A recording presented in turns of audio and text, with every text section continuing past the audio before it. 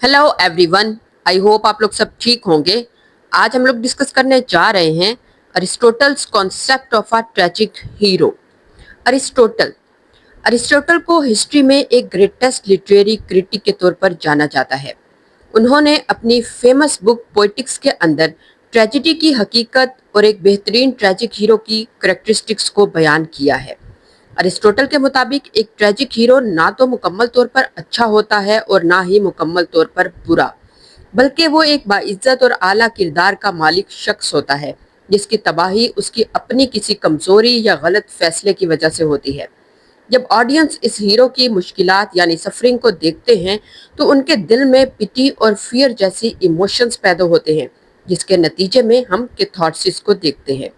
तो अरिस्टोटल के मुताबिक एक ट्रेजिक हीरो को कैसा होना चाहिए? ट्रेजिक हीरो अरिस्टोटल के मुताबिक एक ऐसा शख्स होता है जो आला मुकाम या मुअज़्ज़िज़ खानदान से ताल्लुक़ रखता हो और उसके अंदर कोई एक ऐसी बुनियादी कमज़ोरी या गलती मौजूद हो जिसे हम हेमार्शिया यानी कि ट्रेजिक फ्लॉ कहेंगे।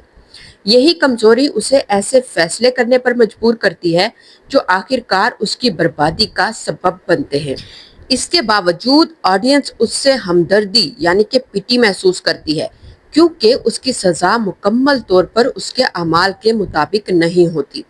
यानी कि एक अजीम खानदान से ताल्लुक़ रखने वाले हीरो की जब सफरिंग को ऑडियंस देखेगी तो वो उसके लिए हमदर्दी महसूस करेगी, क्योंकि कहीं ना कहीं चाहते ना चाहते हुए उससे जो अमल हुए उसकी वजह से उसका डाउनफॉल होता है, जिसकी वजह से ऑडियंस उसके लिए हमदर्दी महसूस करती है। और ये है अरिस्टोटल का ट्रेजिक हीरो। अब इसकी कैरेक्टरिस्टिक्स क्या होंगी? नंबर 1 पर है नोबल बर्थ और हाई स्टेटस, यानी कि आला खानदान या बुलंद मुकाम। अरिस्टोटल के मुताबिक एक ट्रेजिक हीरो का ताल्लुक किसी मुअज़्ज़िज़ खानदान से होना चाहिए। वो बादशाह, शहजादा, मलिका या कोई बड़ा रहनुमा हो सकता है। जितना बड़ा उसका मुकाम होगा उसकी ट्रेजेडी भी उतनी ही ज्यादा असर अंगेज होगी। यानी कि एक हीरो जब आला मुकाम से होगा, एक आला खानदान से होगा, तो उसकी सफरिंग देखते हुए ऑडियंस उसके लिए ज्यादा हमदर्दी महसूस करेगी। ऑडियंस पे उसकी सफरिंग का, उसके दुख का असर भी उतना ही ज्यादा होगा और उसकी डाउनफॉल, उसकी ट्रेजेडी भी उतनी ज्यादा असर अंगेज होगी। जैसा कि हम इडिपस रेक्स को देखते हैं। सोफोक्लिस का ये फेमस ड्रामा इडिपस रेक्स इसी वजह से फेमस है क्योंकि इसमें हम एक बादशाह का डाउनफॉल देखते हैं। इडिपस थीब्स का बादशाह था, इसलिए उसके डाउनफॉल का ऑडियंस पर इतना गहरा असर होता है। नंबर 2 पर है हेमार्शिया, जिसे हम ट्रेजिक फ्लॉ भी कहते हैं। हेमार्शिया एक ग्रीक वर्ड है जिसका मतलब है ट्रेजिक फ्लॉ और एरर ऑफ जजमेंट। ये वो बुनियादी खामी होती है जो हीरो को तबाही की तरफ लेकर जाती है, यानी हीरो का ट्रेजिक फॉल उसके डाउनफॉल की वजह बनता है। और ये कमजोरी मुख्तलिफ शक्लों में हो सकती है, जैसा कि प्राइड, जिसे हम गरूर कहेंगे, ओवर कॉन्फिडेंस यानी कि हद से ज्यादा खुद एतमादी, जालसी हसद, एक्सेसिव एम्बिशन यानी कि बेहद ख्वाहिश या लालच, एंगर यानी कि गुस्सा, और ब्लाइंड ट्रस्ट यानी कि अंधा एतमाद। ये कुछ वजूहात हो सकती हैं जो कि ट्रेजिक फ्लॉ की वजह बनती हैं और डाउनफॉल की तरफ हीरो को लेकर जाती हैं। लेकिन हेमार्शिया का मतलब ये नहीं है कि हीरो बुरा इंसान है, बल्कि ये जाहिर करता है कि अजीम लोग भी गलतियां कर सकते हैं। अब नंबर 3 पर है ह्यूब्रिस, जिसे हम एक्सेसिव प्राइड कहते हैं। ह्यूब्रिस का मतलब क्या है? हद से ज्यादा गरूर और तकब्बुर। हीरो अपनी ताकत या जहानत पर इतना ज्यादा यकीन करने लगता है कि दूसरों की नसीहत या वार्निंग को नजरअंदाज कर देता है। और यही गरूर, यही एक्सेसिव प्राइड उसके ट्रेजिक फ्लॉ बन जाता है, हेमार्शिया बन जाता है। जैसा कि हम इडिपस रेक्स में देखते हैं। इडिपस को यकीन था कि वो अपनी अकल के जरिए किस्मत को शिकस्त दे सकता है, लेकिन ऐसा नहीं होता। ये उसका बहुत ज्यादा तकब्बुर उसके डाउनफॉल की वजह बन जाता है। नंबर 4 पर है पेरिपेटिया, जिसे हम रिवर्सल ऑफ फॉर्चून भी कहते हैं। पेरिपेटिया का क्या मतलब है? किस्मत का अचानक पलट जाना, रिवर्सल ऑफ फॉर्चून। यानी हीरो की जिंदगी खुशहाली और कामयाबी से अचानक दुख, मुसीबत और नाकामी में बदल जाती है। عام طور پر یہ تبدیلی ہیرو کے اپنے فیصلوں کی وجہ سے ہوتی ہے۔ تو یہ ہے پیریپیٹیا۔ نمبر 5 پر ہے این ایگنورسس، جسے ہم ریکگنیشن بھی کہتے ہیں، جس کا مطلب ہے حقیقت کو پہچان لینا یا خود آگاہی حاصل کر لینا۔ اس مرحلے پر ہیرو کو اپنی غلطیوں کا احساس ہو جاتا ہے اور وہ سمجھ جاتا ہے کہ اس کی تباہی کی اصل وجہ کیا تھی، تو اسے ریکگنیشن ہوتی ہے، وہ ریکگنائز کر لیتا ہے، وہ اپنی غلطیوں کو پہچان لیتا ہے۔ لیکن اکثر یہ احساس بہت دیر سے ہوتا ہے، جب سب کچھ ختم ہو چکا ہوتا ہے۔ نمبر 6 پر ہے نیمیسس، جس کا مطلب ہے وہ سزا جس سے بچنا ممکن نہیں ہوتا۔ اب ہیرو کو اپنے اعمال کا نتیجہ ضرور بھگتنا ہوگا۔ اس نے جو غلطیاں کی ہیں اسے اس کی سزا تو ملنی ہی ہوتی ہے، اور یہ سزا کبھی معاشرہ دیتا ہے اور کبھی اس کے اپنے فیصلے ہی اس کی سزا بن جاتے ہیں۔ نمبر 7 پر ڈاؤن فال یعنی کہ تباہی۔ ٹریجک ہیرو آخر کار مکمل تباہی کا شکار ہو جاتا ہے۔ اس کا ہیمارشیا، اس کا ٹریجک فلا اسے ڈاؤن فال کی طرف لے جاتا ہے، اور اس کی تباہی مختلف صورتوں میں ہو سکتی ہے، جیسا کہ loss of power, loss of family, loss of reputation, exile, death. اس طرح کی صورتیں ہو سکتی ہیں جس میں اس کا ڈاؤن فال ہو سکتا ہے، اس کی تباہی ہو سکتی ہے، اور یہی انجام ٹریجڈی کو مکمل کرتا ہے، یعنی ڈاؤن فال کے ساتھ ہی ٹریجڈی مکمل ہوتی ہے۔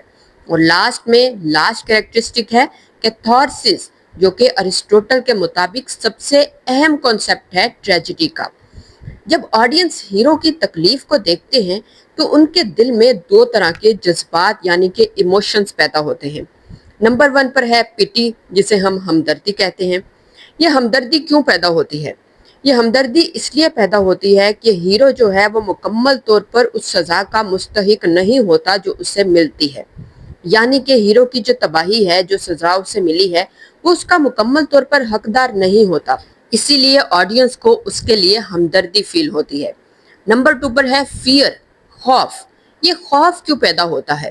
یہ احساس تب آتا ہے جب آڈینس ہیرو کی سفرنگ کو دیکھتے ہیں تو ان کو احساس ہوتا ہے کہ کہیں یہ مصیبت ان پر آ پڑی تو ان کے ساتھ کیا ہو سکتا ہے، اسی لیے ان کے دل میں ایک ڈر پیدا ہو جاتا ہے، اور ان دونوں کے نتیجے میں ان جذبات کے ذریعے جو انسان کے دل کا بوجھ ہے وہ ہلکا ہوتا ہے، اور اس دل کے بوجھ کو ہلکا کرنے کو ہم کہتے ہیں کیتھارسس، یعنی کہ ایموشنل پیوریفیکیشن۔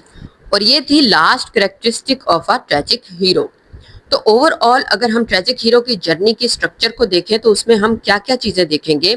اس میں ہم دیکھیں گے نمبر 1 پر ہائی پوزیشن اور نوبل سٹیٹس، نمبر 2 پر ہیمارشیا یا ٹریجک فلا، نمبر 3 پر makes a serious mistake, number 4 پر پیریپیٹیا یعنی کہ reversal of fortune, then anagnorisis یعنی کہ ریکگنیشن آف ٹروتھ، اس کے بعد نیمیسس سفرنگ اور پنشمنٹ، دین ڈاؤن فال، اور لاسٹ میں پٹی، فیئر اور کیتھارسس۔ تو یہ ہے overall structure of the journey of a tragic hero. اس کے بعد ہے ایگزامپلز آف ٹریجک ہیرو۔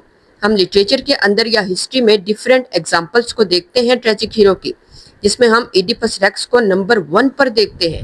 ہم نے کریکٹرسٹکس میں بھی ایڈیپس ریکس کو ہی ایز این ایگزامپل یوز کیا اپنی کریکٹرسٹکس کو سمجھنے کے لیے۔ اس کے علاوہ بہت ساری ایگزامپلز ہم دیکھتے ہیں، جیسا کہ میکبیتھ، ہیملیٹ، کنگ لیئر، اور بہت سارے لٹریچر کے اندر، ہسٹری کے اندر ایسے ٹریجک ہیروز ہیں جو ارسطوٹل کی جو کریکٹرسٹکس ہیں ٹریجک ہیرو کی اس پر پورا اترتے ہیں۔ دین ہم دیکھ لیتے ہیں امپورٹنس آف ارسطوٹلز ٹریجک ہیرو۔ اب ارسطوٹل کا یہ جو نظریہ ہے ٹریجک ہیرو کا، یہ 2000 سال سے بھی زیادہ لٹریچر پر اثر انداز ہو رہا ہے۔ ولیم شیکسپیئر جیسے بہت سارے ڈرامٹسٹ ہیں جنہوں نے اپنے کریکٹرز کو کریٹ کرتے وقت ارسطوٹل کے اس نظریے سے رہنمائی لی، مطلب ارسطوٹل کے اس نظریے کو انہوں نے فالو کیا اپنے کریکٹرز کو کریٹ کرنے کے لیے، اپنے ٹریجک ہیروز کو کریٹ کرنے کے لیے۔ اسی لیے یہ نظریہ ہمیں یہ سمجھاتا ہے کہ انسان کی اپنی کمزوریاں اور غلط فیصلے بھی اس کی تباہی کا سبب بن سکتے ہیں، صرف قسمت ہی ذمہ دار نہیں ہوتی ہر ڈاؤن فال کی۔ لاسٹ میں ہم دیکھ لیتے ہیں کریٹیسزم آف ارسطوٹلز کانسیپٹ۔ Obviously, कोई भी कॉन्सेप्ट हो तो उसके ऊपर क्रिटिसिज्म तो होता ही है, और जो मॉडर्न क्रिटिक्स हैं उनका कहना है कि ट्रेजेडी सिर्फ बादशाहों या अमीर लोगों तक महदूद नहीं है, ट्रेजिक हीरो आम इंसान भी हो सकता है। आज के लिटरेचर में हमें ऐसे कैरेक्टर्स दिखाए जाते हैं जिनकी कमजोरियां और ज़ाती नाकामियां भी ऑडियंस के अंदर पिटी और फियर को पैदा करती हैं। तो ओवरऑल क्रिटिक्स का मानना ये है कि ट्रेजिक हीरो का नोबेल बर्थ का होना जरूरी नहीं है, हायर रैंक का होना जरूरी नहीं है। एक आम इंसान भी ट्रेजिक हीरो हो सकता है, तो एक आम इंसान भी ऑडियंस के अंदर पिटी और फियर जैसे इमोशंस को पैदा कर सकता है। तो ये था Aristotle's concept of a tragic hero, जिसकी हमने करेक्टरिस्टिक्स को देखा, इसकी डेफिनेशन को देखा, इम्पोर्टेंस को देखा, क्रिटिसिज्म को देखा, और ओवरऑल एक ट्रेजिक हीरो को कैसा होना चाहिए हमने इसको डिटेल में डिस्कस किया। तो उम्मीद है आपको समझ आई होगी।